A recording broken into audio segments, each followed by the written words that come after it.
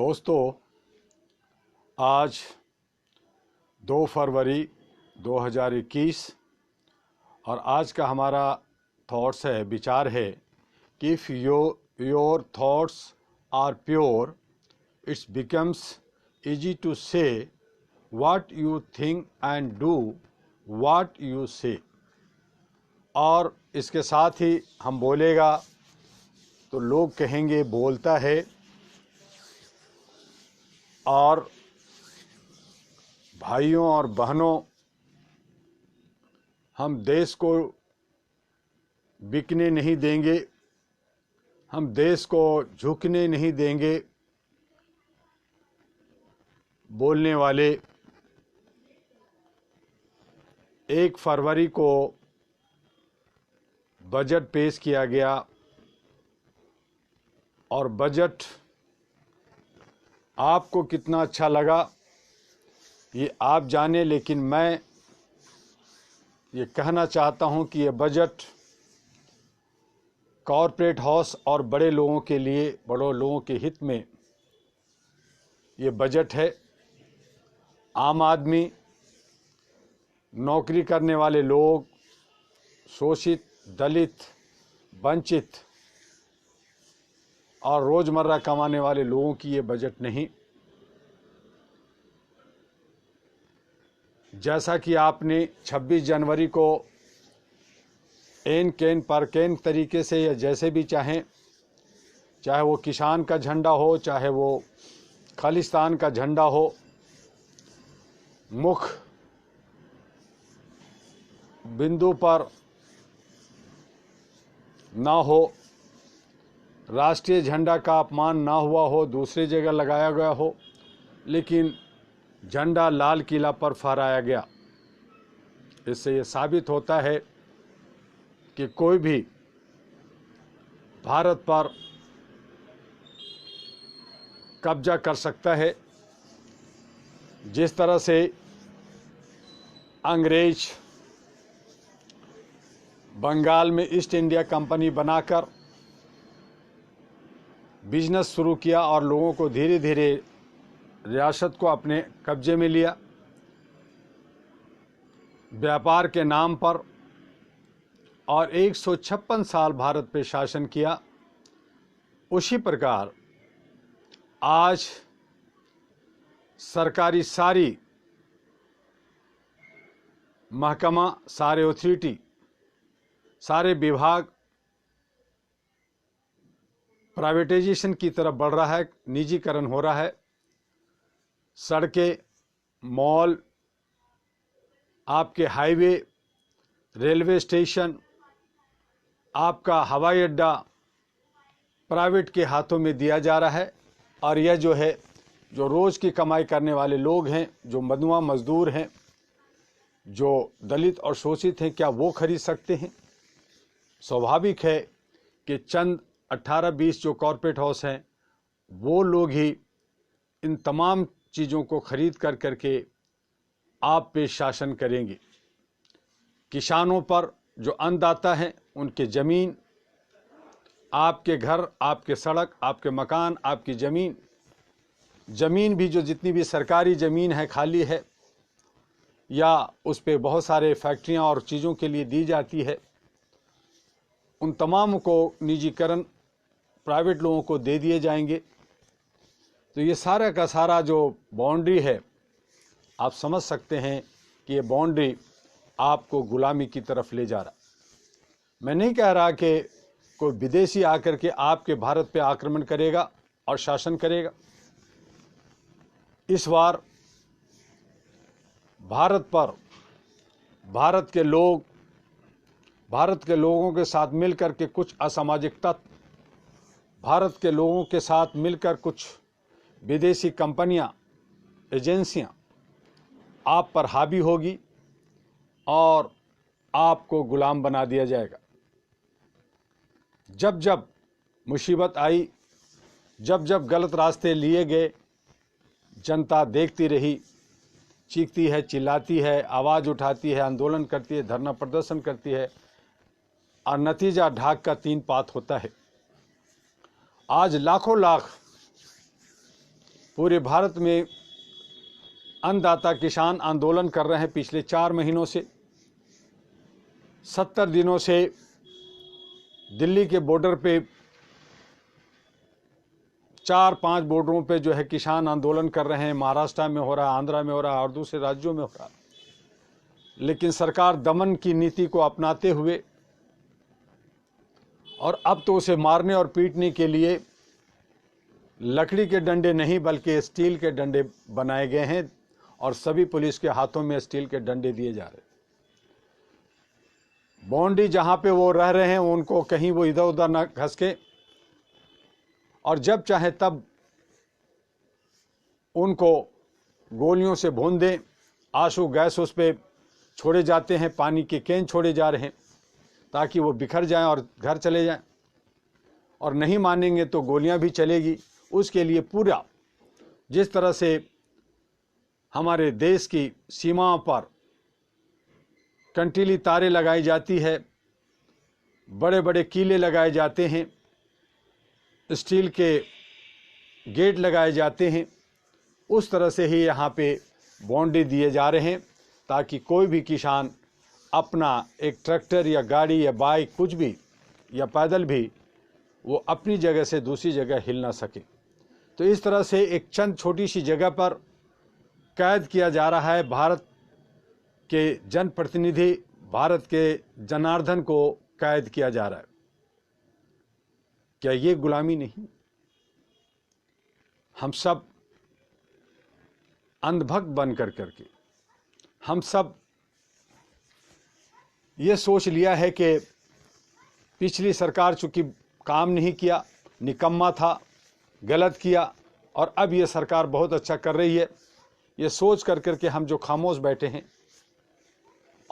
और जो सरकार है वो दमन की नीति को अपनाते हुए गुलामी की तरफ ले जा रहा है। जो लोग अपने परिवार को नहीं चला सका, जो परिवार के अंदर जो समस्या होती है उसको नहीं सुलझा सका, वो देश को चला रहा है और आप बहुत खुश हो रहे हैं। हमारी बोलने की अभिव्यक्ति पे भी काफ़ी रोक लगी हुई है। हमारे मोबाइल नंबर पे बहुत सारे अड़चनें और बाधाएं डाली जा रही है, जिससे मैं ज़्यादा बातें नहीं कर रहा। और लगातार जो मैं डेली आपके बीच में 1 बजे आता था, मैं नहीं आ रहा, क्योंकि हमारे ऊपर भी बंदिश है और ये कहा जा रहा है कि आप सरकार के विरुद्ध में कोई बात न करें। सरकार अच्छी करती है, मुझे कोई आपत्ति नहीं है, मैं उनको शाबाशी देना चाहता हूं, उनको अवार्ड देना चाहता हूं, ऑनर करना चाहता हूं। लेकिन जहां सरकार जनहित में नहीं सोचती, जनहित में नहीं करती और बहुत ही तरीके से आपको जाल में, जैसे समुंदर के अंदर, नदियों के अंदर जाल डाले जाते हैं और मछलियों को बहुत ही प्यार से थोड़े दाना दे करके किसी तरह से उसको फंसा लिया जाता है, उसी तरह से आज भारत की जनता को फंसाया जा रहा है और जनता फंस रही है। जनता कुछ समझती भी है, लेकिन ये हाड़ मांस का शरीर प्रकोप, महामारी के प्रकोप से की डर से परिवार के को नुकसान न हो, उसे रोज़ रोटी कमाना होता है, खाना होता है, उनके संसाधन कम हैं। ऐसी हालत में वो आवाज़ उठाए तो कैसे? और इसी का फ़ायदा चंद लोग उठा रहे हैं। आज जो बजट में बहुत सारी घोषणाएं हुई हैं, उसमें पैसा कहाँ से आएगा? पैसा है नहीं, रोकड़ा है नहीं, लेकिन घोषणाएं बहुत बड़ी बड़ी। कहीं ना कहीं जनता पे ये मार पड़ेगा। टैक्स के स्लैब में कोई बदलाव नहीं किया गया है। आपकी ज़रूरत की चीज़ें कॉरपोरेट हाउस लेगी और उसे अधिक दामों पर आपके ही बीच में परोसेगी।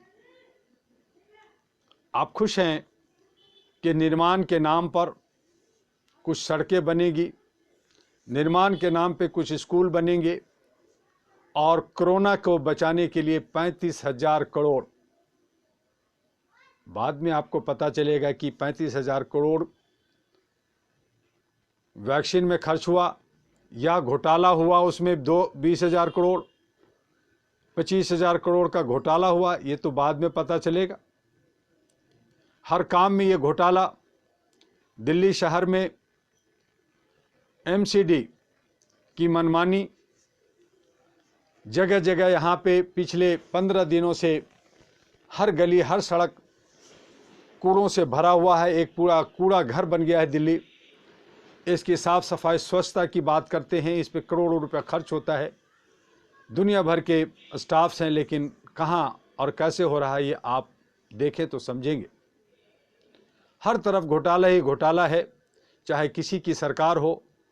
आगे कैसी सरकार आएगी नहीं आएगी ये तो आप और जनता के हित में है, लेकिन वो भी सरकार ईवीएम मशीन के द्वारा ही तय होगा। हो सकता है कि आगे इलेक्शन भी ना हो और आपको गुलामी की जंजीरों में जकड़ दिया जाए, आप आसपास में शोर मचाते रहें और आपको कुछ ना मिले।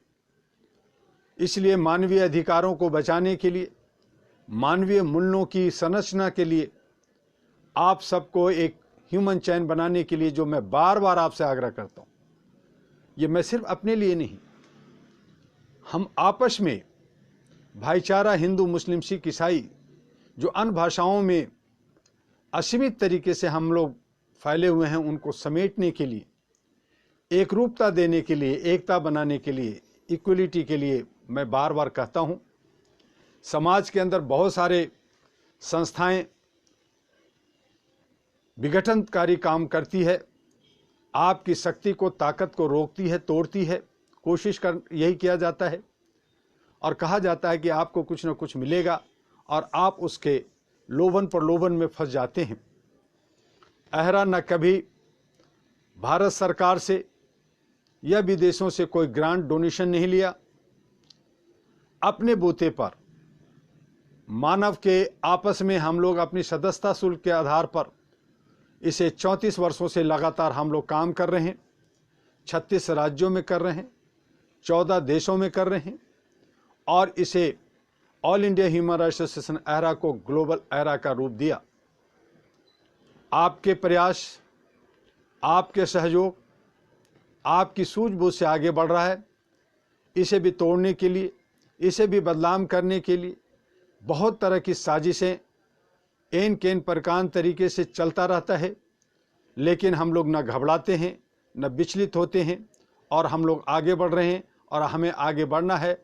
आज अन्नदाता किसान भी को भी तोड़ने के लिए बहुत सारे एजेंसियां, बहुत सारे लोग तरीके से उसे तोड़ना, बर्बाद करना, उसके आंदोलन को ख़त्म करने के लिए लगे हुए हैं। लेकिन किसान समझता है, किसान के जो बच्चे, जो नौजवान हैं, जो हमारे सैनिक हैं, अगर वो बिखर गए, अगर सड़कों पे आ गए तो क्या होगा, इस सरकार को समझना चाहिए। दमन तरीके से सरकार नहीं चलती, बल्कि मैंने बार बार कहा कि उनके बीच में जो हमारे जनप्रतिनिधि, हमारे देश के प्रधानमंत्री हैं, होम मिनिस्टर हैं, उनके बीच में उन सड़कों पे जाएं, वहाँ बैठें। जिस तरह से ये वोट लेने के लिए आदिवासी दलितों के घरों में जा कर के खाना खाते हैं, पत्तल में खाना खाते हैं, ज़मीन पे बैठ के खाते हैं, इनकी समस्याओं को हल करने के लिए क्या ये सड़कों पे जा कर के, आंदोलन के स्थल पे जा कर के बात नहीं कर सकते? वहाँ जाएं, उनको समझाएं और अच्छा है तो उनको बताएं कि ये जो है विधेयक अच्छा है और ये विधेयक अच्छा नहीं है, और नहीं है तो उसको ख़त्म कर करके किसानों के हक में जो बात हो उसके हिसाब से विधेयक को लाया जा सकता है। ये जो है जिद ठीक नहीं है। जो भी हमारे कानून, जब हमारे देश के प्रधानमंत्री खुद कहते हैं कि बहुत सारे भारत के कानूनों में बहुत सारे कानून, बहुत सारे एक्ट गलत हैं, उन सब को हमें ख़त्म करना है, उनको निरस्त करना है। बहुत सारे विधि विधान गलत हैं, उसको हमें निरस्त करना है। तो उसी तरह से बहुत सारे समय के हिसाब से जो विधेयक होती है वो भी गलत होते हैं, उसको भी सुधारना चाहिए, उसको भी ठीक करना चाहिए जनहित में, राष्ट्रहित में, और तभी हमारा भारत जो है पूरे विश्व में एक अच्छा स्थान प्राप्त कर सकता है। आज पूरे विश्व में भारत का नाम खराब हो रहा है, भारत का जीडीपी नीचे जा रहा है और ये वाहवाही ले रहे हैं कि सब कुछ ठीक है, तो ये ठीक नहीं है। कुछ लोग अर्थशास्त्री कह रहे हैं कि बजट जो है बहुत अच्छा है। मेरा मानना है, मैं अर्थशास्त्री नहीं हूँ, मैं कॉमर्स का छात्र रहा हूँ और सामाजिक काम मानवाधिकार का मैं HRA ह्यूमन राइट्स एक्टिविस्ट हूँ। उस हैसियत से मैं समझता हूँ कि ये जो आज जो बजट है लोक लुभावना, और जो पैसे इन्होंने जो दिए हैं, जो एलोकेट किया गया है, ये 5 साल के लिए हुआ है और 5 साल में धीरे धीरे उसमें जो है 5-10% मुश्किल से कुछ लोगों तक पहुँचेगा, काम होगा, बाकी सभी के सभी घोटाले के लग जाते हैं हाथ।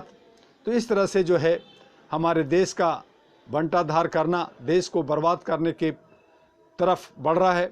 और ऐसे हालत में जो समझ बूझ वाले नौजवान हैं, किसान हैं, नौजवान जवान हैं, हमारी महिलाएं हैं, हमारे दलित और शोषित लोग हैं, जो अलग अलग बटे हुए हैं, अलग अलग समूहों में चीखते चिल्लाते रहते हैं, उनसे बार बार कहा कि सब एक संगठित हो जाएं और उनमें से एक लिस्ट बनाएं कि अच्छे और सच्चे, चाहे वो दलित हों, चाहे शोषित हों, चाहे वंचित हों, चाहे आगड़े हों या पिछड़े हों, चाहे इस जात के हों, चाहे उस जात के हों, चाहे इस समाज को, वो समाज को, लेकिन वो ग्रेजुएट हो, वो भारत को समझते हो, 5-10 साल सामाजिक काम किया हो और वो देश के लिए हित में सोच करके आगे बढ़ा हो। ऐसे लोगों का लिस्ट बना करके जो है पार्लियामेंट का जो चुनाव होता है, संसद का जो चुनाव होता है, उसमें उन लोगों को खड़ा करे।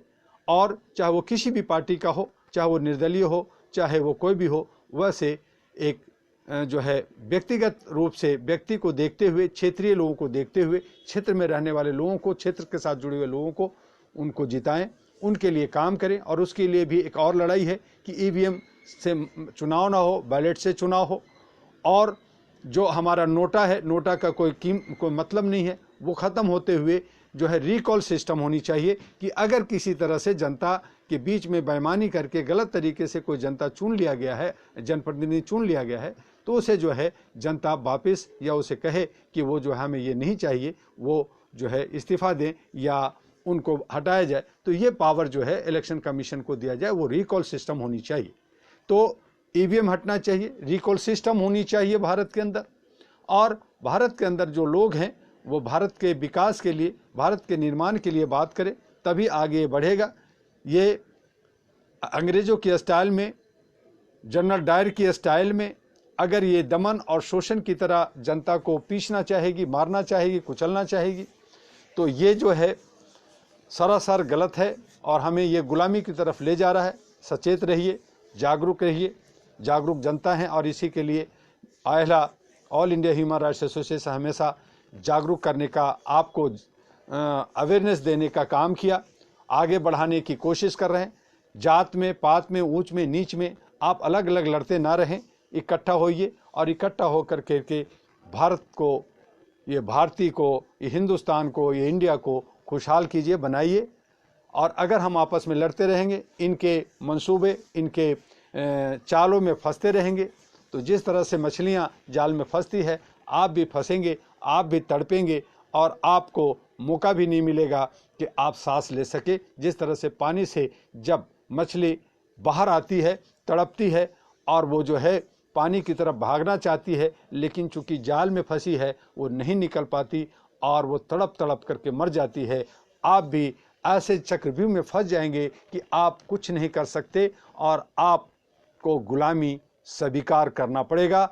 आप गुलाम हो जाएंगे और फिर आगे आने वाले जनरेशन को आप मुंह नहीं दिखाएंगे, इतिहास आप पे थूकेगी। तो इस तरह से हम लोगों ने अपनी जीवन जी लिया है, कुछ समय बचे हैं, लेकिन आने वाले जनरेशन के लिए हम लोग जो बेहतर करना चाहते हैं तो हमें इकट्ठा होना होगा, मानव चैन, ह्यूमन चैन बनाना होगा। इसलिए अहरा के ज़्यादा से ज़्यादा सदस्य बनाएं। इसका जो लोग ऑफिसर्स हैं जो हाँ रिन्यूअल नहीं किए वो रिन्यूअल कराएं, अपने सेंटर्स बनाएं और आगे बढ़ें। आपके लिए अहरा और ANP इसीलिए कि आपका एक डेमोक्रेसी जो है खुशहाल हो, इसीलिए ANP बनाया गया। ANP का मेरा कोई उद्देश्य नहीं था, वहाँ पे सिर्फ हम अच्छे और सच्चे जनप्रतिनिधियों को तराश करके हम संसद में और विधानसभा में और निचले जो नगर निगम के चुनाव हैं मुख्य सर उन तक पहुंचाने की एक प्रयास हम कर रहे हैं, ताकि सामाजिक सरोकार से अगर बंदा मजबूत होकर आगे जाता है तो वो किसी भी पार्टी में जाए या इंडिपेंडेंट हो या जैसे भी जाए वो मजबूत होगा और कहीं ना कहीं भारत की सेवा, समाज की सेवा जो हमारे दिल में है वो पूरा होता है। इसीलिए हम लोग एएनपी का निर्माण किया। एएनपी का हमने कॉरपोरेट का रूप नहीं देना चाहते, हम एक सामाजिक सरोकार के तरीके से, सामाजिक संरचना के तरीके से हम आगे बढ़ाना चाहते हैं और उसमें हमारे बहुत सारे लोग जो समझते हैं वो सहमत हैं, वो आगे बढ़ रहे हैं। जो लोग अंधभक्त हैं, जो नहीं समझते, जो बिचौलिए की काम करते हैं, जो दलाली का काम करते हैं, जो बिकने वाले चंद पैसों में 500 में बिकने वाले लोग हैं, वो जो है इधर से उधर भटकते रहते हैं, कभी यहाँ कभी वहाँ कभी वहाँ। कहीं ना कहीं जो पहले कांग्रेसी थे वो आज दूसरे पार्टियों में हैं। तो इसी तरह से एक पार्टी, दो पार्टी, तीन पार्टी, ये जो दल बदलू लोग हैं उनको भी आपको समझना होगा और उनसे भी आपको दूरियां बना के रखना होगा, क्योंकि दल बदलू के लोग जो होते हैं, इधर से उधर होने वाले लोग होते हैं, वो ज़्यादा ही खतरनाक होते हैं और उनसे आपको बचना होगा, क्योंकि वो सियार और लोमड़ी की तरह जो है पाला बदल करके वो जो है इधर से उधर होते रहते हैं। तो समाज को संभालने का जो जिम्मा है वो सबका होता है और समाज के अंदर किसी तरह का तोड़ फोड़ ना हो, किसी तरह का आगजनी ना हो, किसी तरह का नुकसान ना हो, इसे भी हमें आगे बचना होगा। और 6 फरवरी को चक्का जाम 3 घंटे के लिए किसान अन्नदाता ने किया है, उसका क्या असर होता है वो देखना है, लेकिन कोई असामाजिक तत्व इसका गलत फ़ायदा ना उठाए। और जैसा कि 26 जनवरी को असामाजिक तत्वों ने फ़ायदा उठाया और किसानों को उसका हर्जाना भुगतना पड़ रहा है, हमारे जो समाजसेवी संगठन है उनको हर्जाना भुगतना पड़ रहा है, तो उनको देखना होगा। और सरकार जो जनप्रतिनिधि है, जो जनता का प्रतिनिधित्व करती है, उसे भी समझना होगा और उसी आधार पे भारत को आगे ले जाना है। आज बस इतना ही। मैं बीच में कई बार नहीं आ रहा, उसकी वजह है कि हमारे ऊपर भी बंदिशें हैं और उस बंदिशों को निकलते ही मैं आपसे रेगुलर 1 बजे आपके बीच में आता हूं। लेकिन आप लोगों का भी फ़र्ज़ बनता है कि आप लोग जो है स्थानीय पत्रकार हैं, सोशल मीडिया हैं, आपके पास भी सोशल मीडिया, आपके पास भी मोबाइल है, आप भी कुछ वीडियो बना करके अपना फ़ोटो, अपना ग्रुप के साथ फ़ोटो भी आप शेयर करते रहें, अपनी विचारों को आगे बढ़ाते रहें। इस तरह से हम लोग छोटा छोटा भी काम करेंगे तो बड़ा होगा। जो लोग सिर्फ अहरा के कार्ड ले करके और अहरा के ऑफिसर बन करके गलत रास्ते अपना रहे हैं या गलत तरीके से जा रहे हैं, उनको मैं सचेत करना चाहता हूं कि वो संभल जाएं और कुछ करना चाहते हैं तो करें, अदरवाइज वो अहरा को छोड़ दें, अहरा से दूर हो जाएं। ऐसा ना हो कि मुझे मजबूर हो करके उन्हें अहरा से बाहर करना पड़े। मैं ऐसे स्वभाव नहीं रखता, मैं किसी को बाहर नहीं निकालना चाहता, लेकिन मुझे मजबूर ना करें। आप लोग अपने तरीके से अच्छी सोच, अच्छे संस्था के साथ जुड़े हैं तो आप इसे अच्छे तरीके से ले जाएं। बहुत सारे बैड एलिमेंट्स, बहुत सारे ऐसी संस्थाएं जो तोड़ने के लिए और आपको गलत रास्ते पर ले जाने के लिए लगी हुई है, उससे भी सावधान रहें। आपका बुद्धि, आपका विवेक आपको मुबारक हो और आप अच्छे तरीके से चल सकें। बस इतना ही। हम फिर मिलेंगे अगली बार। नमस्कार, जय हिंद, जय भारत।